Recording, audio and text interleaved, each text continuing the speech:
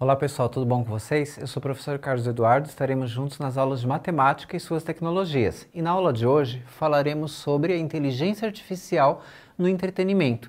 Vamos destacar então aqui o que é IA no entretenimento e qual a relação entre eles. Vamos descobrir? Então pessoal, vamos falar sobre o IA no entretenimento e não tem como deixar de falar e principalmente dos filmes, né? Você talvez já tenha assistido alguns desses filmes, especialmente alguns filmes que começaram lá atrás, né, na década de 80, como por exemplo os filmes Exterminador do Futuro, Matrix, O Exterminador do Futuro, que é um filme que traz aí um futuro distópico, onde as máquinas, né, com a sua inteligência artificial, elas dominaram o mundo, né? A inteligência artificial saiu do controle da humanidade, né?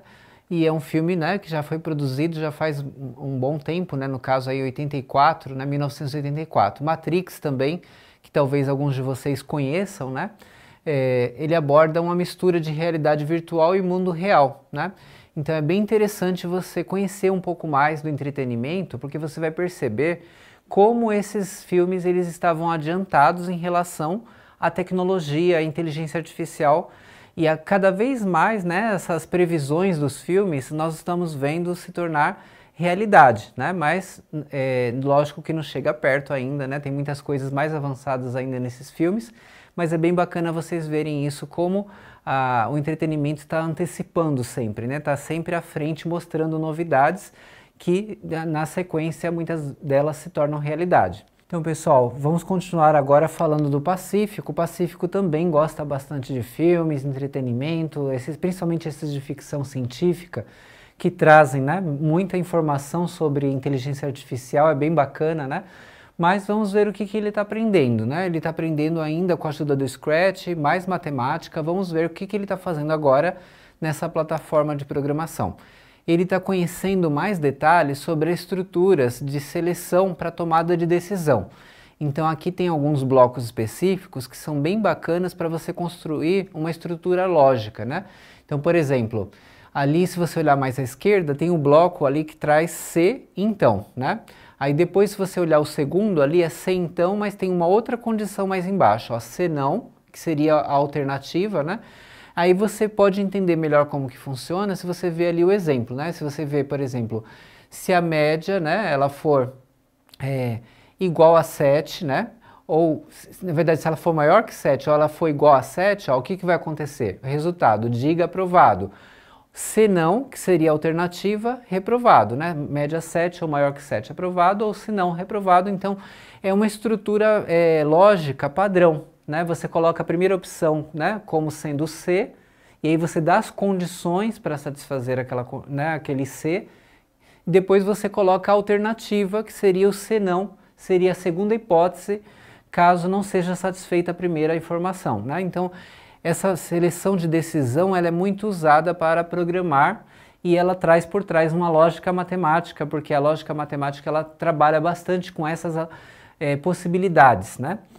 E para a construção de possibilidades, pessoal, a gente usa muito o e o ou que nós falamos na aula passada. Nós vamos aqui falar um pouquinho disso nesses exemplos aqui, falando dos intervalos numéricos, né? Se você tem aqui esse intervalo numérico, que ele vai ali ó, do 10, né? Um pouquinho depois do 10, ele continua ali até, né? O lado direito passou do 14, né? Então ali você tem representado em vermelho, né? Se você for colocar ali um intervalo que você quer, você poderia representar de duas formas, ó. Uma forma seria colocar não, aí depois colocar x menor que 10, quer dizer, eu não quero x menor que 10, é uma das formas de pensar. Lembram-se que tem o operador lógico não, que é negação na lógica matemática e na lógica computacional? Então, se eu quiser colocar aquele intervalo que ele está depois do 10, se eu colocar não x menor que 10, é uma das formas de ler, né, na lógica matemática e na lógica de programação. Depois, outra alternativa, você poderia colocar x maior que 10 ou x igual a 10.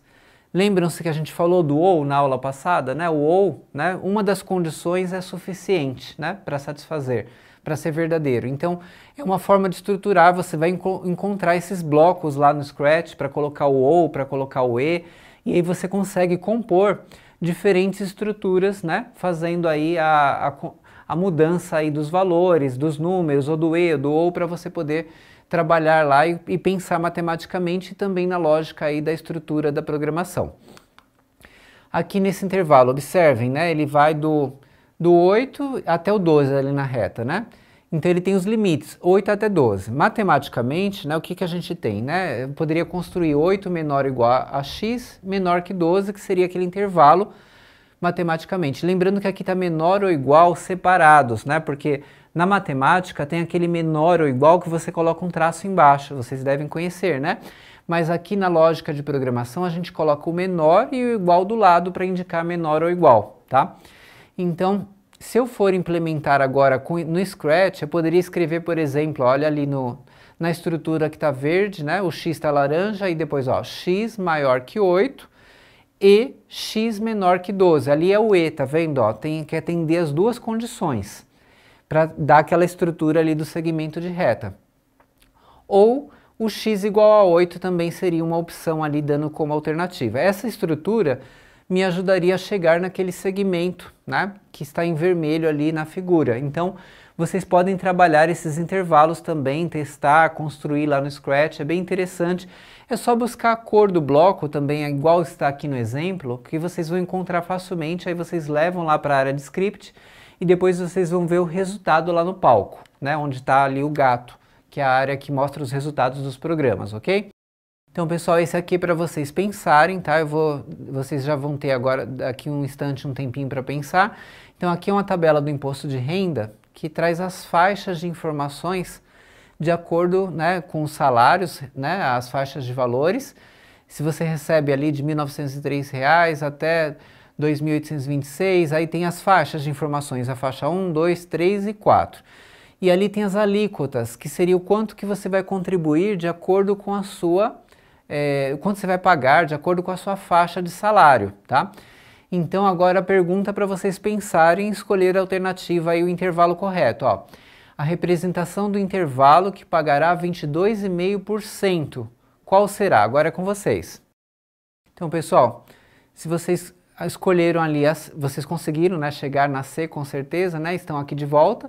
Então vocês viram que ali o intervalo correto era C, porque mostra exatamente os valores do pessoal que está pagando ali 22,5% na tabela, tá?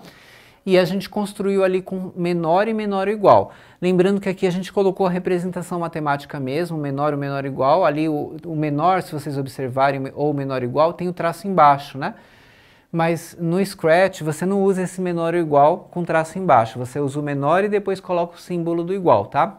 É assim que funciona na lógica de programação, na hora de pensar. Solta a vinheta de podcast.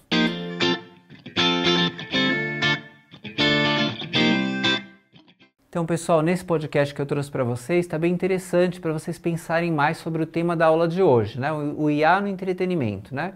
Qual que é o impacto, né, do entretenimento que trouxe tão antes, né, a informações sobre inteligência artificial, sobre novas tecnologias? Será que o entretenimento também está influenciando, né, as novas produções, as novas descobertas? É bem bacana refletir um pouco e vocês vão gostar. E depois vocês poderão, né, ver na íntegra também, né, esse podcast. Olá pessoal, tudo bom com vocês? Sejam bem-vindos ao seu canal de matemática, Matemática em um Clique. Nesse podcast especial, vamos falar sobre inteligência artificial. Sabemos que a inteligência artificial ela tem total relação aí, né, com a matemática, com várias áreas do conhecimento. Então, por isso que nós estamos abordando temas relacionados à inteligência artificial aqui no nosso canal. E vamos falar hoje sobre os roteiros de filmes com inteligência artificial.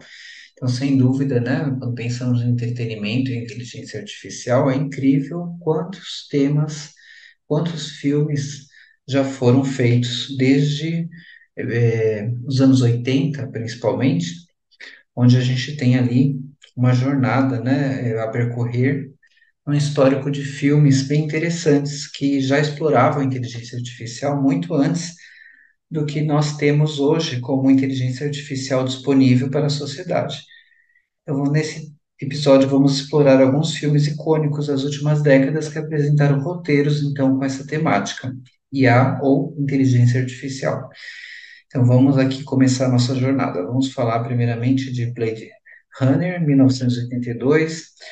Nessa jornada começamos então nos anos 80 com esse filme, Blade Runner, esse clássico da ficção científica dirigido por Ridley Scott. A inteligência artificial desempenha um papel fundamental na trama. Os replicantes androides com inteligência artificial avançada são uma presença constante ao longo do filme, levando questões sobre a natureza da consciência e a linha tênue entre humanos e máquinas. Temos também Exterminador do Futuro, né, de 1984, que também não podemos deixar de fora, foi lançado em 84 e dirigido por James Cameron. Nesse filme, a inteligência artificial chamada Skynet se torna consciente e desencadeia uma guerra contra a humanidade. Então, a trama envolve viagens no tempo, um confronto épico entre humanos e máquinas, explorando questões sobre o domínio da inteligência artificial sobre a humanidade. Outro filme também bastante icônico é o Matrix, de 1999. Então, chegamos aos anos 90, né? Um filme revolucionário que explica a ideia de uma realidade simulada controlada por uma inteligência artificial. O filme apresenta um mundo onde os humanos são mantidos em estado de sono, enquanto suas mentes são conectadas a uma realidade virtual. Matrix questiona a natureza da realidade, né, e a liberdade da humanidade em face ao poder da inteligência artificial. Temos também aí o filme Her, de 2013, que já passa para o século XXI. Aí nós já temos, né, um salto para o século XXI, 2013, esse filme. Nessa história emocionalmente impactante. Então, pessoal, agora lembrando sempre, né, dos vídeos que estão na plataforma no Saiba Mais, né? Vocês já estão, né, familiarizados, já conhecem o Saiba Mais, acredito que já tenham desenvolvido esse hábito, né, de buscar esses vídeos adicionais. Então, parabéns, continuem assim buscando esses vídeos que vão complementar os temas da aula. E agora a frase de conclusão diz assim, ó: a ficção científica cada vez mais se aproxima da realidade. Podemos ver que os filmes já anteciparam há muito tempo o avanço tecnológico das inteligências artificiais que temos hoje em dia. Ótimos estudos a todos, até a próxima!